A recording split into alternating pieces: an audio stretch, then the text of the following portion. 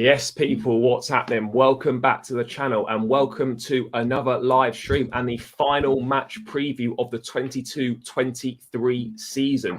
Chelsea taking on Newcastle at Stamford Bridge in what's going to be an interesting day, really. Not much to play for either side, but it feels like an end of an era at Chelsea. Obviously, Frank Lampard will be saying his goodbyes to the fans. Never really got the chance as a player, never got the chance as a manager first time round either. Could be the last day for a lot of players. Last game for Kante, potentially. Last game maybe for Mason Mount, Aspilicueta, Kovacic. You know, it feels like very much an end of an era. Yes, we want the end of the season to come, but it's going to be a lot of goodbyes. Some not going to be missed by the fans at all. Others will be massively missed by the fans. So yeah, it's going to be an interesting afternoon at Stamford Bridge. Guys, first things first, make sure you smash the likes on the stream, subscribe to the channel if you haven't done so already, and let's get this show on the road. Dharmesh, thanks for coming as always, bro. Massively appreciate it, mate.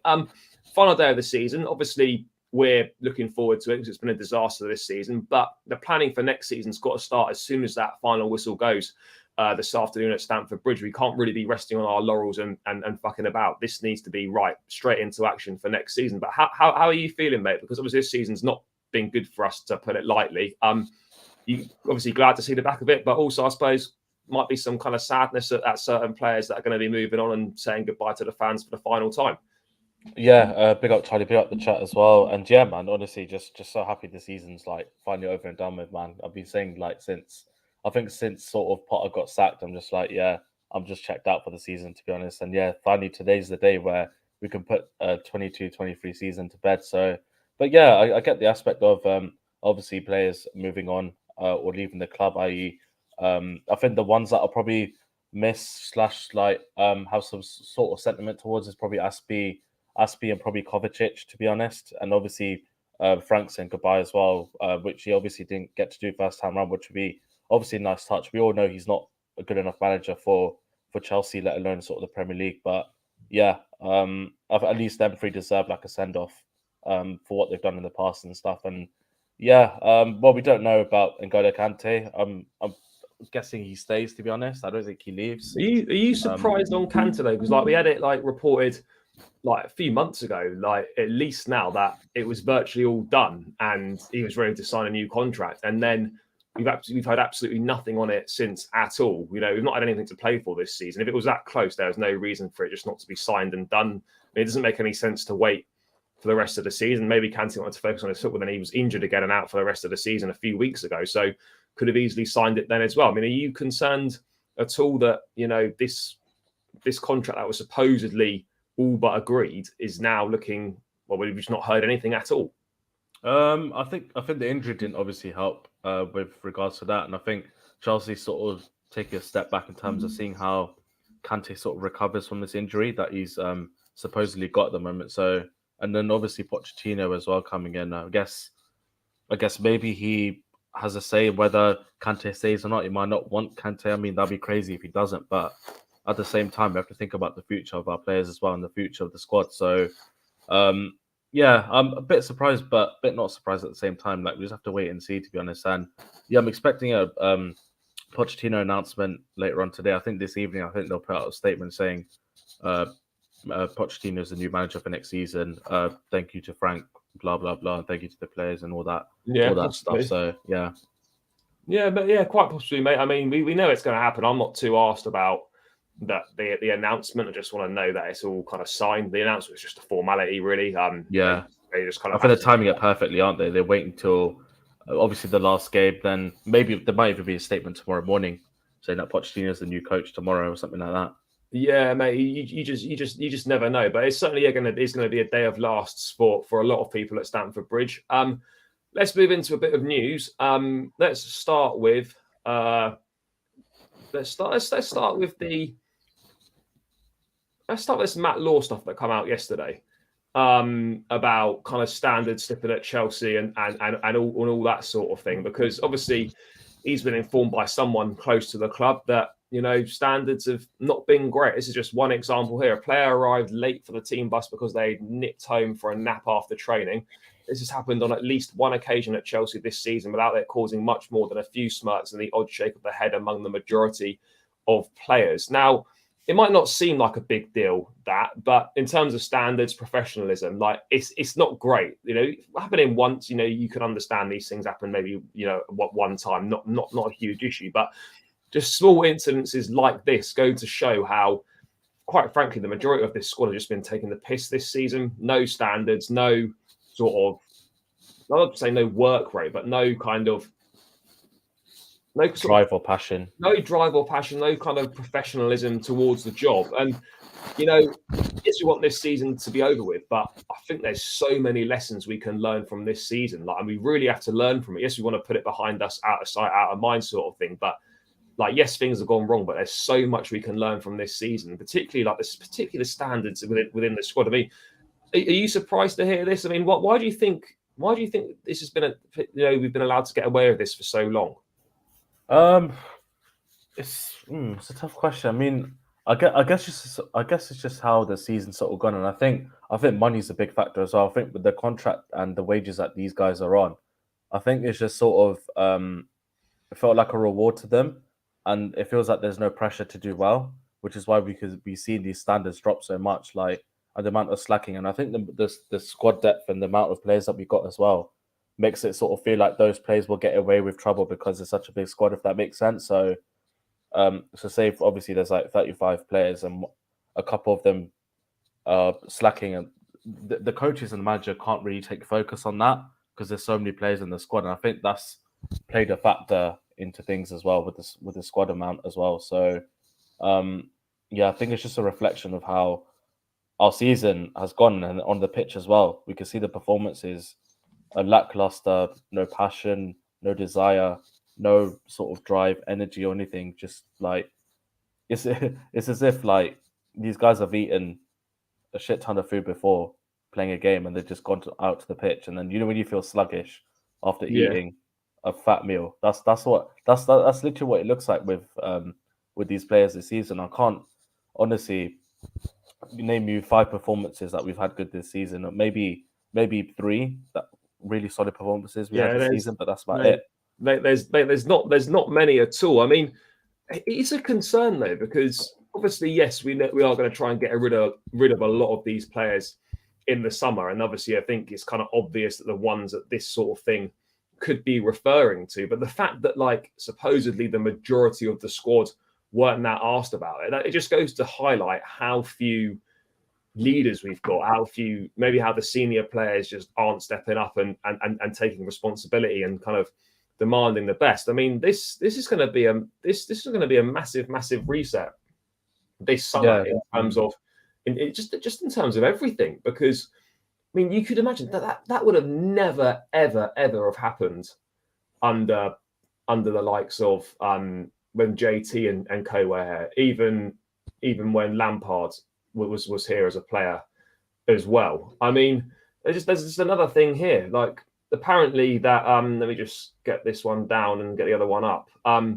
That Lampard supposedly has tried to address the squad as a whole and address them individually, and yet nothing was really going through. So according to sources, Lampard has tried addressing the squad as a group on more than one occasion and has also invited players into his office for individuals chats, but nothing has really got through.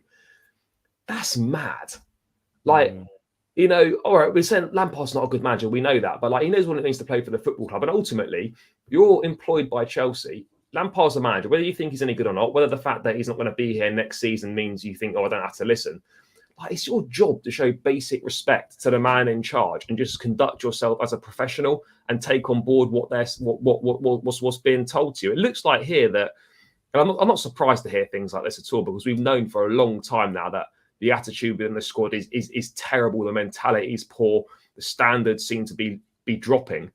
Who do you think this could be referring to? And this has got to be sorted out, because we cannot have a situation going into next season where this same thing's happening.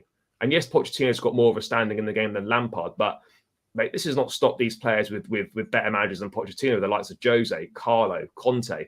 This is a repetitive cycle, and we're going to have to get all these bad eggs out the dressing room, just completely out of Chelsea, and hope that we can just leave ourselves with the ones that actually want to be here and make a success of their careers here. Because it looks like now too many people are just here for the ride and just to pick up the money and don't give a fuck about anything else.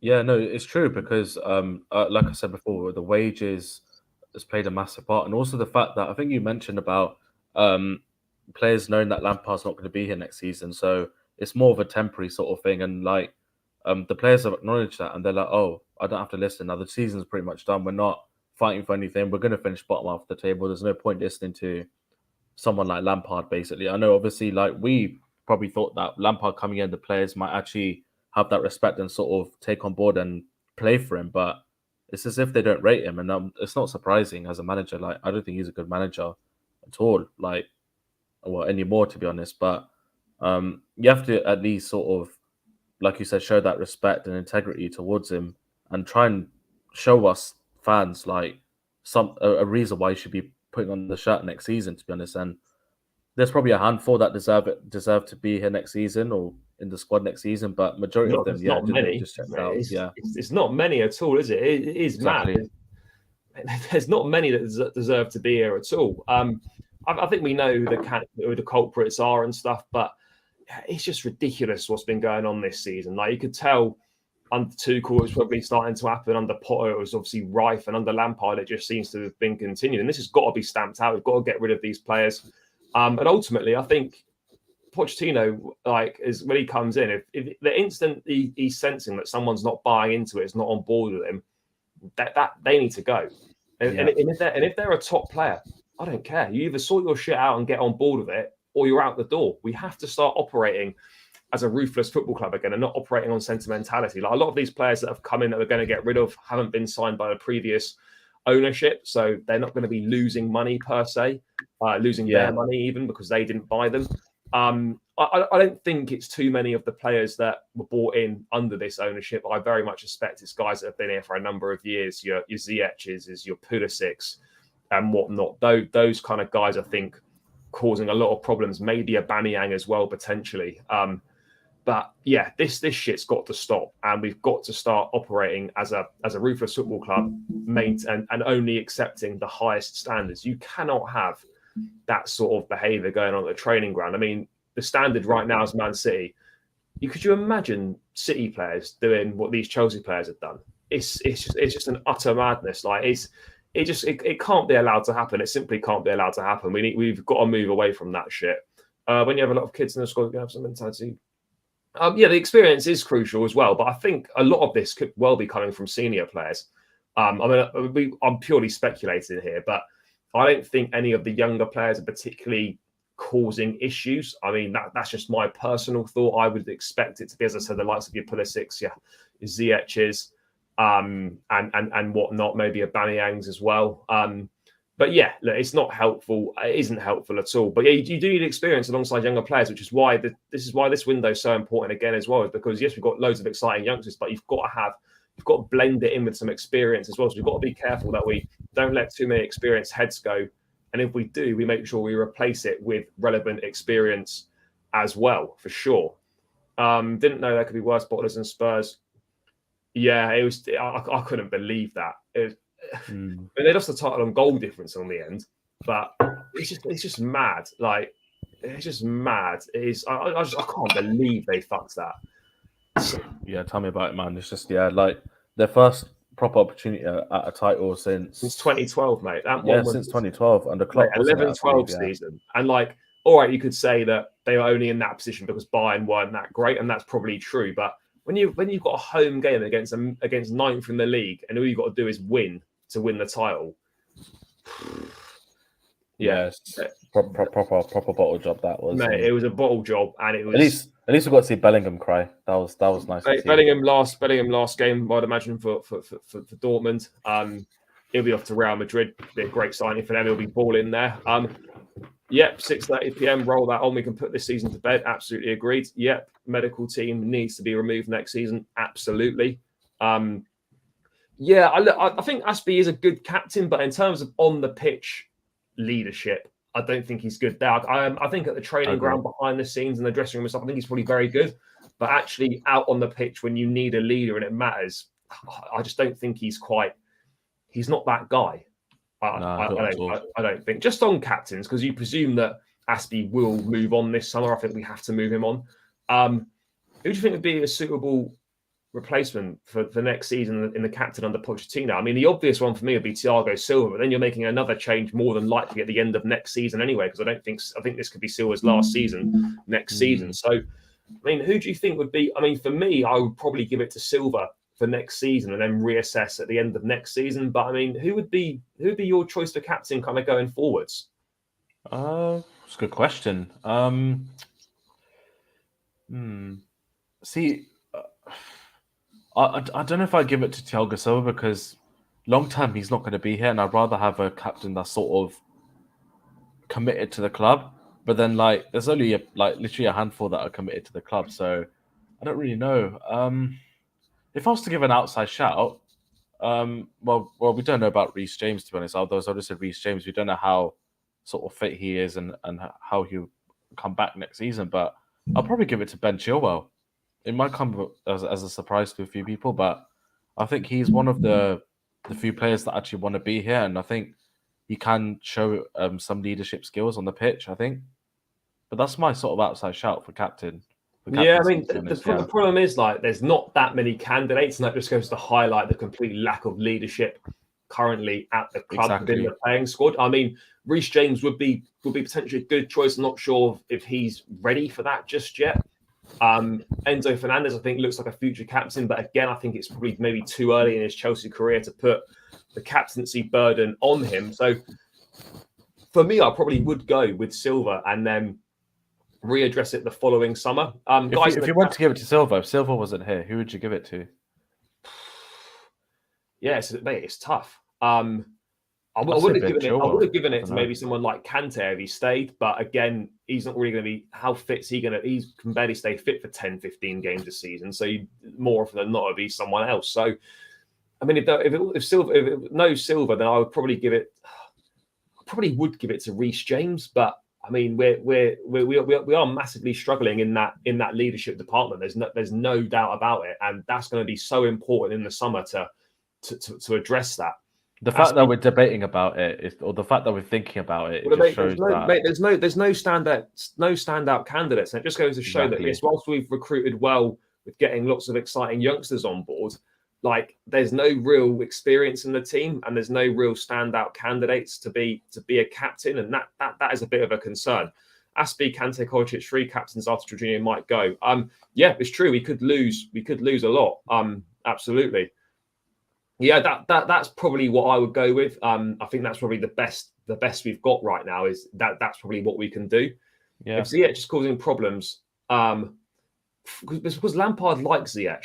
Ziyech signed Ziyech, didn't he? He signed Ziyech, yeah, and he seems to like him. But yeah, I actually think off the bench, Ziyech isn't too bad off the bench. But when you start him, I just don't think he's good at all. But no, mate, he's no good to start. Absolutely. I mean, off the bench, maybe off the bench he's okay. But he's not part of the future. So it just pointless giving him minutes. Like, and he's not good enough. He's not good enough in a sense that he's gonna change games for us, and he's like a match winner. He's not. So it seems pointless to me to give him minutes at the expense of players that are going to be. I actually don't think. Part of the future. Yeah, sorry, I was going to say, I actually don't think Ziyech is causing any problems in the dressing room, to be honest. That's what I think anyway, because obviously he was on the verge of going to PSG in January, wasn't it? And then didn't get the move because of us, basically, because we messed up the documents and stuff. And then he's come back in, he's put his head down. Obviously, he's still training, hasn't complained about not starting or not coming off the bench. So I actually don't think Ziyech is one of those sort of ones who's a bad egg in a way. I think he's just put his head down and not really sort of showing any sort of like love or commitment to the club. I just think he's putting his head down and just waiting for that move. But I don't think he's causing problems, to be honest, because I think... it is purely speculative, but I guess like it's the obvious candidates that you're going to sort of arrive at. Let's move on to a little bit of Mason Mount. Won't spend ages on this, but I haven't spoken to you, mate, about your thoughts on this. Obviously, Chelsea will not let Mason Mount go into the last year of his contract. Talks will be picked up once again once the season concludes. A lot of water has gone under the bridge with the club unable to agree an extension for whatever reason. That was David Ornstein on Sky this morning. First things first, mate. What are you surprised that the club and Mount's representatives can't seem to agree anything? You'd think this would be pretty straightforward to sort out. Well, you think that because of the amount of sort of contract offers that we've offered him over the season and stuff, but I think it's a combination of the injuries as well he's had this season that sort of stalled things, and obviously his performances haven't been as good as they were before. But I've always said with Mount, like I'm grateful for what he's done and stuff. Obviously I miss him as a Chelsea player, but I'm not going to lose sleep over him going to another club, to be honest, because I trust our ownership and I trust our recruitment team to bring in the adequate replacement for Mason Mount. So it's one of them ones where okay, yeah, you can go, but I'm not gonna miss him that much, to be honest, in terms of on the pitch. I think he's very replaceable. We've lost big players before in the past, or even bigger players like Mata. We've lost Hazard in the past as well. Players like Ramirez as well. So yeah, that's the way I see it. Like I'm not gonna slate Mason Mount like other people do as much as they do, but I'll just wish him luck, and that's it. That's all I could really do as a fan. I mean, I'm surprised at how public these negotiations have been, because obviously we've seen Chalobah, we've seen Broja, we've seen Reece James, to give three examples that have all signed new deals. Ben Chilwell, Thiago Silva signing a 1 year extension and whatnot. Like, all these were literally, you didn't hear anything about them, and then when it was done, they just announced it and put it out. I mean, I can't really get my head around why these Mount contract negotiations are so publicized. Like, you know, I don't really Do you think understand his dad that. might be involved in it? Maybe. No, but he's changed now because his dad was his representative. He's got different representatives now. I know he's represented by his dad. He had someone else before. It's one of those two-way rounds. He's either represented by his dad and he's changed, or he was represented by someone else and now he used to be represented by his dad, sorry, and now he's changed to some sort of agency. But I mean, yeah. I don't understand why it's so publicized. And, you know, for me, this should have been an easy contract to sort out. I mean, hindsight's easy, but to be honest, Mount should have been given a new contract after the Champions League in Porto. Like that summer, they should have been talking about a new contract then to just avoid that. And it goes back to what I've been on about so much before, is that the prior planning is so fucking poor at this club, and it has been for years under Roman, under Marina, under whatnot. This is not a knock on the previous regime. It's just the reality that our recruitment was dog shit for the last 3 or 4 years, which is why we had to go and sign so many players last summer and in January this window, because we've neglected the squad for so many years. And, you know, contracts should be dealt with, so we're not coming into a situation where we're losing players for free, or we're getting to a point now where we have to sell someone or agree a new deal. Like, we should be thinking ahead and planning windows ahead and getting players tied down to contracts as quickly as possible. And Mason Mount should have been given a new contract after the Champions League final. There's no denying that. And now we're finding ourselves in a situation where we could be losing our back-to-back player of the year before he's even reached the prime years of his career for whatever reasons, because they can't agree a deal. I mean, a lot of I also feel like bridge. I don't know what that means. Is that problems from both sides? It's definitely not. It's definitely not all one side causing the problems. I'd say I think it must be a collective. And I refuse to believe that Mount would purely not be signing just for financial reasons, because we know the new wage structure. You know, it's a lower base wage, and then it's performance-based incentives and team-based incentives to increase your wages if you qualify for Champions League, winning trophies and all that sort of stuff. And then they go down if you don't qualify for Europe and all that sort of thing. Reece James has signed up for that. Broja signed up for that. Chalobah's signed up for that. All the new recruits in January have signed up for that. Now, if Mason Mount is not signing up for that, then that for me that's a massive red flag. And I'd love to know the reasons why he wouldn't be signing up for that. Yeah, I think it's a bit of both. As you said, I think because the thing is we have offered a few contracts to him, haven't we? Like throughout the season, but I think I'm not saying it's just for the money, but if we're offering that kind of money before, then why wouldn't he sort of take that extension anyway? Is there something that within the clause that's not been agreed, or like you said, is there an incentive that's not being agreed? It's got to be one of those. But at the same time, it wouldn't surprise me if it's a financial thing, to be honest, because we've seen nowadays how many footballers on excessive wages, and he's probably look at the likes of Aubameyang and Sterling, the wages that they're on, they're like, oh, I've been Player of the Year 2 years in a row, and Sterling's just rocked up at Chelsea and he's automatically the highest earner. I should be on Sterling's wage, or like someone like Kai Havertz's wage or something like that. So I think it's a bit of comparing and contrasting with Mason Mount's contract stuff. But yeah, the sooner this gets sorted out, the better. But yeah, I mean, as I said before, like I'm grateful for what he's done. But if he decides to move on, then fair enough. I trust us to replace him. Yeah, no, I would agree on that. Ultimately, bigger players, the amount of come and gone the club goes on. No player is bigger than the club, but I would still feel a sense of regret if we weren't able to sort this out, because I just think it's something that could have been so avoidable, and it would be disappointing to go and see him do well for a rival club. And ultimately, like, of course, yeah, with how we've struggled so much this season, we can't really be affording to go and strengthen our rivals, whether he ends up at Liverpool, Arsenal, Man United, or whatever it is. I don't think there's any doubt about it that he deserves a pay rise. He's on 80k a week. Now, obviously, for us mere mortals, not footballers, 80k a week is a ridiculous amount of money. But in terms of football, in terms of Chelsea, that's not much at all. I think he's the lowest paid player at the club, or definitely one of the lowest paid players. So there's no doubt that he deserves a pay rise. Does he deserve parity with Reece James's wages? I don't know. But yeah, I hope this one way or another we're going to get an answer to this. I'd love to, if he does leave, then I'd wish him all the best and whatnot, and it would be a great shame. But as I said, football goes on, the club goes on, Chelsea will go on, other players will come in, and it will soon be forgotten about. But yeah, I swear Pochettino hasn't Pochettino got involved with this as well? Mate, like, he tried to convince Mount, didn't he? Mate, he wants to keep Mount by all accounts. So yeah, it's. We're doing everything we can. The club, Lampard said himself, he knows the club are trying to extend the contract. So, yeah, I'm not really sure what's going on here. I still hold hope that we can maybe figure something out in the off season. But ultimately today as well, he's going to be at the ground today for the lap of honour at the end. I think that'll be very telling, his body language and whatnot, as to whether he's going to be staying or leaving. Let's move on to players that could be coming in. Mate, how excited are you, firstly, for the arrival of Christopher Nkunku? Obviously, now that Haaland and Lewandowski left the Bundesliga, the race for the Golden Boot was a lot more open. And Nkunku did get that Golden Boot. He shared it with Nicholas Fulberg, I think. Fulkrug. 16 goals each in the Bundesliga. Obviously, much lower numbers than the likes of your Haalands and your Lewandowskis. But he's got one more game left with Leipzig, the German Cup final against Frankfurt.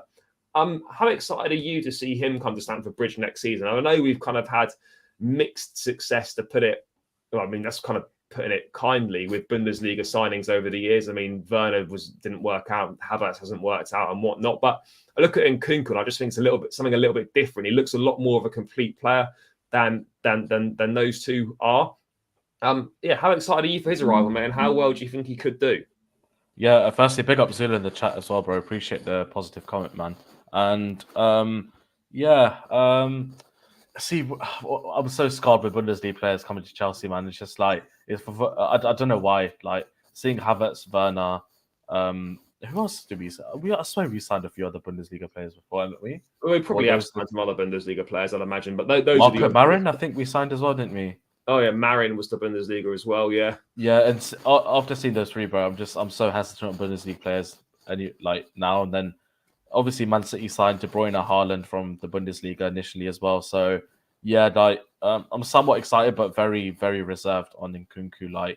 I've watched some of him. I haven't watched much of him, to be honest. But I can definitely sort of see that he's got abundance of talent. It's just whether he can carry that over into the Premier League. It just remains to be seen. And yeah, he missed half the season for injury, right? Missed a couple of months out of the season with injury, so he could have easily had probably 20 plus goals in the Bundesliga this season. Yeah, I mean, he's a stand-up player for them. And Andre Schürrle as well. About Schürrle, yeah, Schürrle was low key underrated, underrated, yeah. So he was. But yeah, I just think recency bias, just like with Havertz and Werner, of how poor they've been in a Chelsea shirt, it's just kind of had me reserved a little bit, but. I mean, fair play if he smashes the ground running. I mean, like we're crying out for someone, a player of caliber of like Nkunku. So yeah, let's just see how he does, man. Where do you see him? How do you see him fitting into the team? Because for me, his best position is like that number 10 or second striker role. If we play if we play a 4-2-3-1, he'd play in that 10. If it's a 4-3-3, maybe starting. I don't know where you'd start him. False 9, maybe. Maybe false 9. I mean, his best position, I think, in a 4-2-3-1 would be that in that 10 role. In that 10, maybe, yeah. I mean, is that how you see him fitting in? Because, you know, obviously we've got a lot of squad planning to do. We've got Nkunku. If Mount stays, that's another position there. If we can't get rid of Havertz, that's 3 players that are probably going to be looking at that same position. Would make Felix no sense. Would make no sense about bringing Felix. Would make no sense to have Felix either. You cannot have Mount, Nkunku, Felix, and Havertz all in the same squad. It's just it's too many of the same player, pretty much. Yeah, I think Nkunku will play, as you said, in that number 10 position under Poch, in that 4-2-3-1 position. And then if we adapt to a 4-3-3, I think he'll play as a centre forward. But at the moment, it's obviously looking like Mason Mount isn't going to stay. So that narrows it down to obviously Havertz. I do think Havertz will be second favourite to whoever we sign in the summer, whether that's a striker. So that leaves Nkunku and Felix. That's what I'm saying. We should go for Felix in a way, or should keep him for next season, and have them two battling out for that number 10 position. Then Havertz occasionally could play there as well if he stays, and then he could be second fiddle striker to whoever we sign. So yeah, I see him playing in the Campbell centre forward position. I don't know how good he is at wide either. I'm not sure if he can play out wide or not. He's one of them versatile players. I mean, it's probably not ideal, but I suppose if we had injuries or we had to for a couple of games, it wouldn't be a disaster. But yeah, he's not really a wide player, but yeah, it is. Yeah, I'm excited by it for sure. But again, we've got to kind of keep our feet on the ground here because our success rate from the Bundesliga has not been great. And the success rate in general from the Bundesliga has not been that good either. Sancho's really struggled to find his feet. At United, it's been difficult. You know, it's definitely not the Sancho we saw at Dortmund. So yeah, the success rate's not massive, but I'm excited for this signing. And it's great that we were able to get this done back in November, December time. And he was happy to sign, knowing that in all likelihood we probably wouldn't have been playing any Champions League or European football. So that's a massive coup for us to get a player of Nkunku's quality on board. By the way, people, keep smashing those likes. Nowhere near enough likes on the stream, guys. We've hit 10 likes. We can do a lot better than that. Let's get that up to 20 people. So keep smashing the likes. It massively helps me out. And it also helps boost the stream, spread it to get as many viewers in as possible. So keep hitting those likes, guys. Let's get it up to 20. And whilst you're at it, subscribe to the channel as well. We smashed through the 3K mark a few days ago. So we're now on the road to 4K. So every new subscriber really helps. If you're locked in now, you're not subscribed, make sure you hit that subscribe button, guys. Hey, players that coming in, and Nkunku's coming in. Another player that could well be on his way is Manu Ugarte of Sporting Lisbon. Obviously, Chelsea and PSG both interested. Fabrizio saying that Ugarte has not made any final decision on his future yet. A new round of talks will take place in the next few days. Both Chelsea and PSG have offered to match the 60 million euros release clause, about 52 million pounds, with different payment terms. Players could also be included in the deal. Now, Ugarte, obviously young defensive midfield player, looks good. I'm not going to lie to you and say I've watched loads of him. I haven't. I've seen him play for in the Europa League against Arsenal, against PSG. Not against PSG, sorry, against Juventus as well. He looks decent. He's a bit of a hothead. He does get quite a few bookings, gets sent off occasionally as well. Strong in the tackle, good passing and whatnot.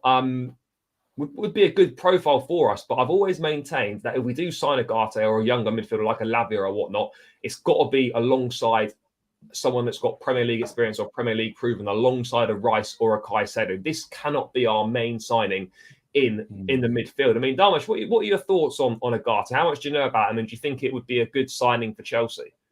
Yeah, I think for the price that we potentially pay for, I think it's a reasonably good price to sign for him. He's done well at Sporting Lisbon, filled in for Palhinha really well. He's literally a clone of Palhinha for Fulham, man.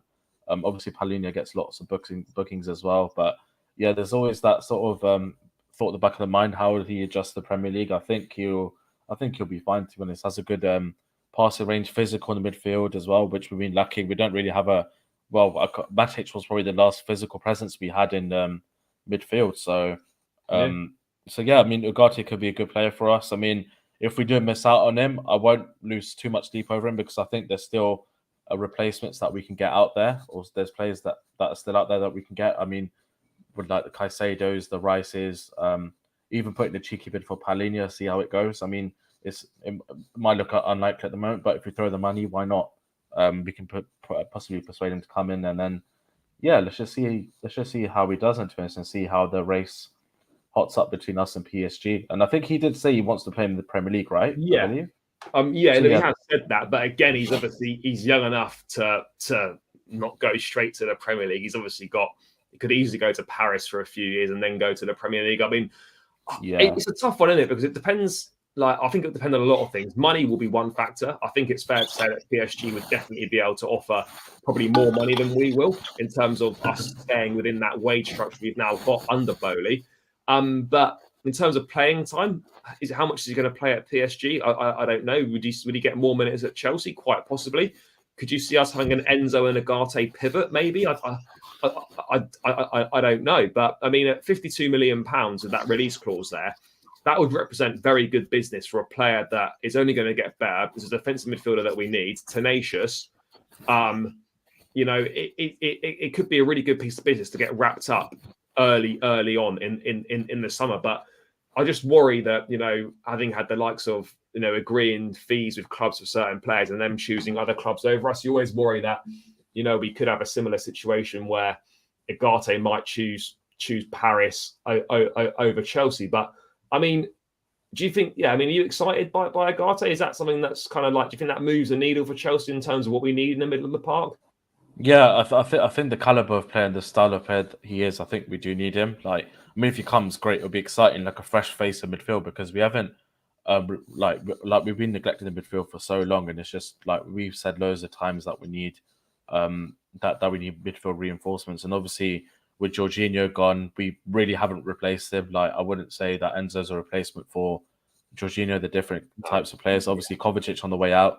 We're looking at on the way out. And N'Golo Kante, we don't know his situation. So yeah, as you said, like Ugarte can't only be the midfield signing we get this season. We have to have minimum 2 this summer, whether that's Ugarte and Lavia, Ugarte and Caicedo, Ugarte and Lavia, or Lavia or Caicedo. But I definitely think Lavia is one we should go for regardless, as sort of like a squad player or even a starter, and then have someone alongside him.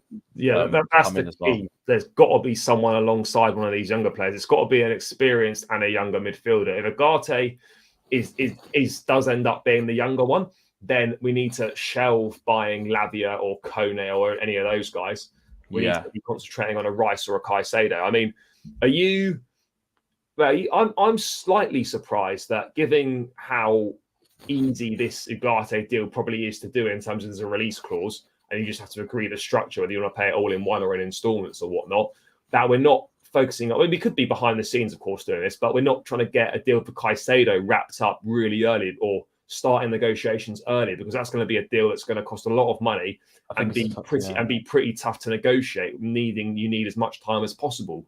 Are you surprised that we're not, at least publicly, we're not trying to do a deal for Caicedo early doors rather than Ugarte? Because the Caicedo deal, as I said, it's going to be a lot harder to do, and we could really do with him. I think it's both ways, to be honest. I think maybe this Ugarte thing, we're just trying to get out the way first, then have him signed and sealed, that's it, and then focus on the summer and getting Caicedo. But it works the other way around, in terms of you'd ideally want to work on the harder deal now so that it takes time. So at least when we bring him in, it's still early, if that makes sense. Yeah. And then just get Ugarte done. But yeah, there's more interest for Caicedo as well, which obviously makes it a little bit harder as well. Because with Ugarte, it's literally just us or PSG. I don't believe any other clubs in for him. So doesn't look like it. So because he's linked with Arsenal, I believe, as well. He's linked. I don't know if he's linked to Man United, Man City, or Liverpool. I think he's linked with Liverpool as well. Because Liverpool literally got the same sort of targets we have. So there's more interest there. And obviously he signed a new contract as well. So that's going to be even sort of harder to do and negotiate. We know how tough Brighton are to negotiate with. So yeah, I honestly don't know if Caicedo will come to us. I think it's very 50-50 or even less than 50%, I think, because the amount of clubs that are interested. I haven't heard or read anything from journos yet on Caicedo to Chelsea. So no, he's definitely obviously on the list and we're monitoring him. But I think the big problem this summer is that all the top clubs, certainly top Premier League clubs, all virtually need the same thing. Yeah. A lot of need a centre. United need a centre forward. So do we. Yeah. United, Arsenal, and us probably need a centre forward. United, us, Liverpool, and Arsenal are all shopping for midfielders. We're all going to be shopping for the same players. Like, you have got to move quickly in this market to get deals done and get ahead of your rivals, because we're all going to be shopping for the same. We're going to have the same players on the list because we all need quality that's going to instantly improve the first team. And some clubs are not going to get who they want, which is why we've got to. And with us not having European football to offer either, we've got to get to the front of the queue and just get a move on and try and wrap these deals up as soon as possible. Because the longer we leave it, the less likely it is that we're going to get the players that we so desperately need. So this Ugarte deal, whilst I'd rather we try to focus on Caicedo, is if we can just get this done and get players in. It's really important this summer as well that we get players in early before pre-season starts. Now, I know that's not going to be possible on every single signing, but we need the majority of the signings that we're going to make, get these done early, get them done before pre-season so they can come on board and do a full pre-season under Pochettino and the club and kind of use that pre-season to settle in. We don't want players joining halfway through or right at the end and that sort of thing. So that is really, really important for us to obviously get that done. Just to add as well, I think in terms of off-field stuff, I think we're one of the best in terms of transfers. Like that's just history with us. Like, we've gone in the market and we've always got, well, most of the time we got our targets compared to, say, Liverpool and Arsenal, who just F around a little bit in terms of worrying about the money and stuff and taking ages. And I think us and United, with that respect, I think we're quite good in that sense, where we get the business done regardless of the situation. And just to add as well, I think signing players on deadline day or towards the end of the transfer window only works with, I think, real superstars. Like we saw with Casemiro, he was signed actually on deadline day, or just I can't remember when, but it was towards the late of the window. And then we saw how good he sort of came to the United team. So I mean, if it's a case with Caicedo being signed on deadline day, for example, I wouldn't be too disheartened by that in a way, because I think he's a quality player and I think he'll just fit right in with us. But as you said, get the business done early, man, because we have to, as you said, European football, man, it's a disadvantage to us this season in terms of attracting interest and stuff. So obviously, Dad in the chat asking about Rice. Arsenal clearly desperate to get Declan Rice as their number one target. Fabrizio tweeting a couple of days ago now that Arsenal have not changed their plans. So Rice still top target. Opening bid will be submitted in June. Waiting for West Ham to clarify final price tag. I think all negotiations will wait until after that Conference League final. Nothing is agreed or done. Race remains open. Other clubs are also interested. So timing will be crucial. As we were saying, the timing is going to be really important.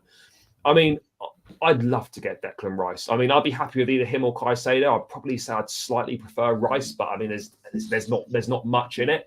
I'd be really disappointed if we missed out on Declan Rice, purely because for so long it seemed that Rice to Chelsea was kind of the worst kept secret in football, and it was just going to happen. Obviously, was in the academy that released him at 14. Unfortunately, his family are Chelsea fans and whatnot. And there was always a kind of I guess there's just an acceptance within football that Rice would play for Chelsea. We've kind of had an open run at it, but you look at it now, and it looks like that it's actually going to be really difficult for us to get Rice. And I just think it would be a massive disappointment. It kind of feels like we've missed an open goal if he ends up going to one of our rivals. Yeah, I mean, we're the thing with Declan Rice is have we ever truly been linked to him? Have any journalists said that we've ever gone in for him? Because I don't remember seeing anything for us going for Declan Rice. There's always just been rumors that obviously boyhood Chelsea as families or Chelsea and stuff, which is fair enough. But I don't think I've ever seen links, actual links to Declan Rice from journalists. But I mean, Declan Rice will be great. I'll be happy if he signs for us, because obviously the caliber of player he is, the leadership he possesses as well. I think that's something that'll be key as well. Midfield, very versatile as well. I mean, obviously I don't think we're going to play this three at the back system, but you can even slot into centre back at times as well. But we don't really need that. We don't really need him there, but it's still a useful tool to have. But I mean, if we don't sign Rice, it'll be similar to the Mason Mount thing, where I'll be disappointed, but at the same time, I think we can get another replacement in for Rice. I think he's very very replicable in terms of there's similar players out there to Declan Rice that we can get in. So Yeah, but I think my gut is saying that he goes to Arsenal. I think with what's happening right now. I mean, I just look at it from a Rice perspective, though, and like, yes, obviously, in the immediate short term, Arsenal are in a better position. But and this might be slightly biased because because obviously Chelsea. But I just look at it, and actually, I mean, if you look in the long term, over the next say 3 or 4 years, Chelsea is going to be a much better place to be than Arsenal is going to be. I really honestly believe that. And if that's wrong, I'll happily come back. I'll clip this up and I'll post it out there admitting that I was wrong. But I just look at it and I think Chelsea's in a much better position in the next few years than Arsenal are going to be in. You're far more likely to win trophies at Chelsea than you are going to be winning trophies at Arsenal. And I honestly believe that we will win a Premier League before Arsenal do. Arsenal had a very good season this season. They just fell short in challenging Manchester City. There's no shame in that. Yes, from the position they were in, they probably should have seen it through, but they couldn't do it. But I just look at Arsenal and think they've obviously had a very good season, but they've benefited as well from Liverpool being poor, us having the season off, and they've obviously kind of taken full advantage of that. But I'm just not sure. World Cup as well. Yeah, I just don't know if they can go again next season and push Manchester City that close. It depends on signings. I just don't know. It depends on their signings, but also don't know kind of realistically, are they going to win trophies? I just look at Chelsea and I just think, yes, we're not in Europe next season, but with Pochettino, a top manager, with the investment, with the young players we've got, the squad we've got, it'll be completely different next season with so much of the shit gone. Like, I just think Chelsea in the next few years is a much, much better place to be than Arsenal is. And, you know, you'd like to think that Rice would probably be thinking about that, not just thinking about the immediate short term, but also thinking about the long term. And I'm sorry, but the Chelsea quote unquote project is a lot better than the Arsenal project right now. Yeah, definitely. I slightly agree with that in terms of the long-term project. But I think if obviously Rice is thinking short-term, then I think Arsenal is the move for him in a way. I think if he's thinking short-term, then yeah, Arsenal's definitely the move for him. If he was so desperate to go into quote-unquote say a top team at the moment. So, and I think he'll definitely start for them because obviously they lost Granit Xhaka as well, haven't they? So he'll obviously be the replacement for them if he does come in. But yeah, I do agree with you in the sense that the project long term with the owners that we've got, the structure that we've got is better than Arsenal's sort of structure because Arsenal fans are still complaining about Stan Kroenke. So yeah, I mean, like, yeah, it'd be great if we get Declan Rice. Don't get me wrong. Like Rice and another midfielder will automatically boost us up the table, I think. And well, yeah, Rice has got European experience as well now. I know so only the Conference League, and yeah, did they play Europa League last season as well? Yeah, Europa League semi-finalist last season. Exactly. So yeah, and you never know. He could be a Conference League winner this season, but he'll have more European trophies than Arsenal, and that's already a win for him. So yeah, exactly. So exactly that. It's going to be. This is going to be a fascinating one because obviously, you know, he's not going to sign a new contract at West Ham. This is the last season that they can really get good money for him. So yeah, we're going to have to be on this one. But what we cannot do is allow. I'd be shocked if one club ended up with both Rice and Caicedo, but I'm certain. That clubs will try to get both of them. There's no doubt about it. We cannot afford to miss out on both. Excuse me, we can't miss out on both Rice and Caicedo. We have to get one of them. Yeah, I agree with that. We have to get one of them. We cannot miss out on both of them. That would be absolutely disastrous if we were to miss out on both of them. We simply cannot. Because I think they're quite similar players in a way, Caicedo and Rice, where obviously they both like to sit, but they can both go forward as well. And I think we have to have a sitter in there with, say, like a Ugarte or Palhinha, for example. I keep using Palhinha as an example, but yeah, because I really rate him as well. But then we have to have someone like a Rice or Caicedo, like because I don't think we should go for both in a way because I just don't think there's any point in having both of them together when we don't have a sitter because we have Enzo there as well. So it's either one or the other for me, and I'll take either of them, to be honest. Like, yeah, I'll take either of them, Rice or Caicedo, but yeah. Caicedo's been doing really well in the Under-20s World Cup. Again, I think he's really need to go out on loan again next season. Santos as well. He was on loan he was on loan at Reading for the second half of this season. Maybe he needs a loan at a top championship club or a loan in Europe somewhere, or even a Premier League loan if possible. I don't know. We could get one of those. Maybe we could get a Premier League loan. I'm not too sure. But you can go Cov City, bro. Play next to Hamer in midfield. He could get. He could get a loan somewhere in the Premier League potentially. But yeah, I think next season probably going to be too soon for Cassidy. He looks a real promising player, but I think he needs a loan somewhere, somewhere in one of Europe's top 5 leagues. Absolutely, I think the same. Carney has to stay. Agreed. Carney definitely has to stay. Simple as that.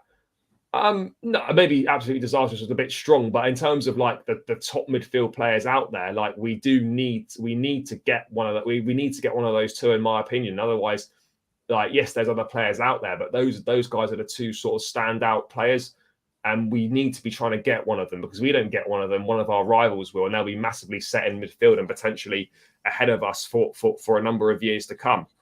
Am I the only one who's not convinced by Madueke? No, I think Madueke's literally only just turned 21. He's raw. There's ability there. And I think under Pochettino that will be refined and he can push on. I think it's far too early to be judging players that arrived here in January. So, yeah, I'm confident Madueke will come good. But, yeah, it's going to be a big season for him, Mudryk, etc., under Pochettino. But, yeah, people, let's get into this team lineup quickly, and then we can round this one out. As I said, keep smashing the likes on the stream. Subscribe to the channel as well if you haven't done so already. Also, guys, feel free to check out the opposition preview with the Newcastle podcast with the True Faith podcast, one of Newcastle's biggest podcasts. So make sure you go check that one out on the channel now if you haven't done so already. Check that out once this one is rounded out. Let's get into the team. People, put your thoughts about the team in the chat as well, guys. Dharmesh, I've lined it up as a 4-3-3. That's generally kind of what we've gone with under Lampard, give or take, other than a few games. I don't think last game of the season there's really much point in changing it. Kepa in goal is kind of standard. You think, really? Yeah, mate, he's going to play Mendy. Yeah, I think so, mate. I mean, maybe. How many changes are you really expecting on the last day of the season? Do you know what, bro? I can honestly see Aspie starting this game as well, because this is his last game. I can genuinely see Frank doing that. I genuinely don't think he'll bench him. I think he'll start. But yeah, the last day, obviously, when you've got nothing to play for, it scrambles your mind a little bit, because you don't know whether to play. Well, obviously, from Lampard's perspective, he doesn't know whether to play the players that he knows are going to leave and want to give them a last game. Which I hope. I don't think we can be thinking sentimentally though. Like, yeah, of course, yeah. Obviously, I don't want that, but Frank might be thinking that. So you could well be thinking that. He could easily be thinking that. Exactly. I'll go Kepa in goal. For me, this is the team that we want to see, basically. So whatever Frank does, I mean, knows what he's going to do. Yeah, I put Chalobah right back. Yeah, that's exactly what I was going to say. I'd go Chalobah right back. Yeah, I think that makes perfect sense. Given the injuries that we've got as well, I think Chalobah at right back makes sense. Centre backs for me would be Fofana and Thiago Silva. Mate, Fofana's not had the best last 2 games up in Manchester, but yeah, I think he's obviously going to play, as is Silva. And then this back four pretty much picks itself. Yeah, I mean, Lewis Hall's given. I actually think he did all right against United. I don't know about you, bro, but I thought Lewis Hall did all right. He had a really good game against United, mate. A really good game. Yeah, and then I think he'll develop into something quite good for us. I think we've got a bit of a conundrum at left back come the summer, because obviously, technically, the two first team squad players for left back are Cucurella and Chilwell. Yeah, but we've got Lewis Hall, who technically is actually a midfielder, is his best position, but he's obviously filling in very well at left back / left wing back. And then we've also got Ian Martin, who is obviously had a very successful loan spell at Burnley this season. Is he going back to Burnley, or is he coming back to us? Well, he's going to come back to us, because obviously the loan's finished. Maybe he goes on loan to Burnley again, but Martin could be one of those players that, his academy be pure profit, could be looked to be sold. There's not going to be space for all 4 of these guys in the squad, so someone's going to have to go. But yeah, Lewis Hall's been really good. Yeah, I definitely agree with that, mate. I think with Maatsen as well. I think maybe see how Lewis Hall and Maatsen both do next season. It was like, say, I doubt Maatsen will come back to us, but in the future, I think definitely one of them we have to sell. I think for sure, Maatsen or Hall, because I don't think we'll recoup that much of Cucurella if we do end up selling him. But no one's going to pay the money anywhere near the money we paid for Cucurella. And to be honest, as well, I think it's been a tough season for Cucurella, no doubt. But he's a decent player. And I think next season will be massive for him. So I think he definitely deserves another season. Obviously, if a ridiculous offer came in, then we might look to do it. But I can't see anyone bidding more than 30 or 35 million for Cucurella. Yeah, I agree with that. Yeah. Off the back of this season. Let's have a look, mate. In midfield, then there's not too many options really. We're going to have Enzo at the base here. I thought Enzo was really good against United, and he's the only one really that has got that fight, got that passion, got that desire. Looks like he gets what it means to play for the club and play for the badge. He's been one of the real only positives this season. He's been fantastic for us. Yeah, 100%. Yeah, we're fortunate to have him, man. And yeah, let's just get that midfield partner next season. But yeah, other midfield options. Mate, you look at it. I'd go. Mate, you have to go Chukwuemeka again. I thought he had a really good game against. The real positives against Man United were Enzo, Hall, and Chukwuemeka. Yeah, Chukwuemeka played well, and I'd probably put Ruben in the team as well. I think over Gallagher. Yeah. I'm frustrated with Gallagher. I would agree on that. I mean, yeah, that midfield's not great. Mate, another one that we forgot to mention that could be his last game in Chelsea shirt, Ruben. Yeah, probably going to go to AC Milan. Yeah, he's obviously there's links there with AC Milan. I mean, a sellable asset for us. How much do we get for him? 20 million, 15 million? I reckon we get 15 or 20 mil for him. Yeah, I mean, it's better than nothing, isn't it? And then we forgot about Zakaria as well, man. Certainly better than nothing. Zakaria will be obviously going as well. Yeah, it's a shame with Zakaria, man. I don't know. Like, I wish we got to see more of him. To be honest, well, mate, he was doing pretty well. And then he got injured away at Fulham, and we basically just never saw him again. And the last time he played, he came off the bench away at Spurs in February, and we've just not seen him since. Yeah, it's a shame because I would have liked to see like a Chukwuemeka, Zakaria, and Enzo sort of midfield three with Zakaria at the 6 and see how that would have gone. But I guess we will. Well, if Frank decides to become a madman, he'll play that midfield three that I've called for. But I rarely doubt it, to be honest. Yeah, mate, it's not terrible that midfield: Chukwuemeka, Enzo, and Ruben. I think that's all right. Yeah, I think so. But it's just a shame with Zakaria, man, because I really thought he'd be good for us, like especially seeing at the start. But it is what it is, isn't it? Yeah, it is what it is, man. To be honest, Newcastle as well. They got a few players out. There's obviously going to be no Nick Pope in goal. And for them, yes, they want to end the season on a high and potentially finish in 3rd place. But we're in a situation where this game doesn't mean anything for either side. Newcastle have already qualified for the Champions League. Chelsea got nothing to play for. It's just kind of it's just a classic end of season game. Yeah, I mean, it would be fantastic if we could end this season on a winning note, give Lampard a win at Stamford Bridge to sign off with. But ultimately, like, we know we're just not going to see that. Yeah, he hasn't won at home yet, has he? We've lost all our home games. No, wait, we've lost all our home games on the Lampard. Well, not all of them. There's a couple of. I don't know if we've lost them all. We haven't won any. And then obviously, we've only won 6 out of our 18 home games this season. This is our 19th and final home game. So let's see what happens. But yeah, it's been poor. It's been really poor at home this season. Front three, mate. For me on the right hand side, I'd be persisting with Madueke. Yeah, same. I agree with that. I don't think there's any reason to switch it up. I mean, I could easily see Lampard playing Sterling, but I would rather go with Madueke. Yeah, I'll stop Madueke as well. Yeah, on the right. On the left, I'd stick with the same front three. I'd go with Mudryk again. Yeah, but Mudryk has to play. These two have to play more, man. Just like, they definitely have to play more. They deserve the minutes, man. To be honest, they need the minutes. And that way we can make a judgment on them. If they're not playing well, then we can actively just say bench them, like we have with Sterling and players like Ziyech, because we've seen them play so many times and we know that they're not good enough this season. So yeah, we won't see Poch today. Exactly. Poch is not going to be at any of the games. I mean, this is the last game. He's not going to be there. But he'll be watching. I'm sure. He'll be keeping half an eye on things. Pochettino won't be at the game today. I'm pretty certain of that. That's what's been said, that he won't be there. Felix is 100% starting. Yeah, I think he should start.